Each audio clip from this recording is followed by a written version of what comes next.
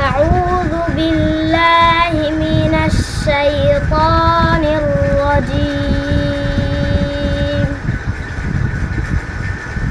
بسم الله الرحمن الرحيم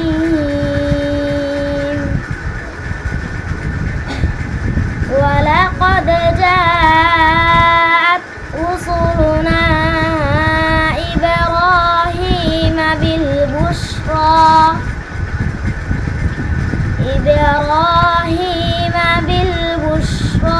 قالوا سلاما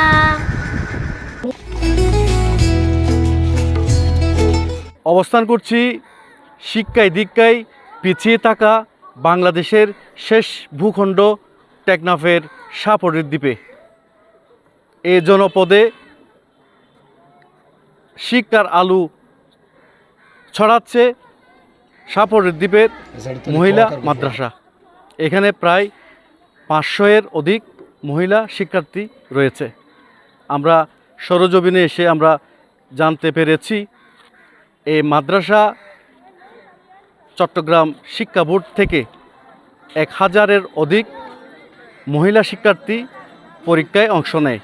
তার মধ্যে 115 জন উত্তীর্ণ হয়। সেই 115 জন শিক্ষার্থীর মধ্যে এই মাদ্রাসারই 37 জন শিক্ষার্থী উত্তীর্ণ হয়েছে।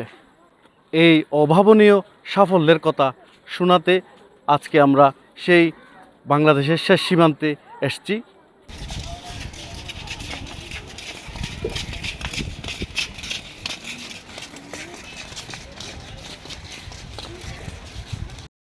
আসসালামু আলাইকুম রহমতুল্লাহি বরকাতু। আমার নাম রাজাউল করিম। আমি শাহপুরদ্বীপ ইসলামিয়া মহিলা মাদ্রাসার প্রিন্সিপালের দায়িত্ব পালন করি।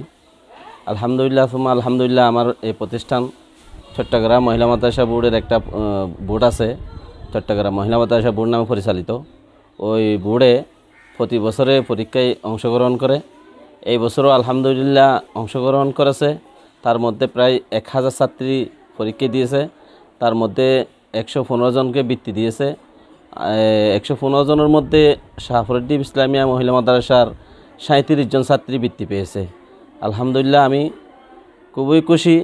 আরও খুশি পুরা বাংলাদেশের বড় বড় আলেমদের হাত থেকে আমি পুরস্কারগুলো গ্রহণ করতে পেরেছি। সেই জন্য আমি অত্যন্ত খুশি। আমি জনগণের কাছে দোয়া চাইব আমার প্রতিষ্ঠানের জন্য এবং আমাদের শিক্ষার্থী এবং শিক্ষক শিক্ষিকাদের জন্য।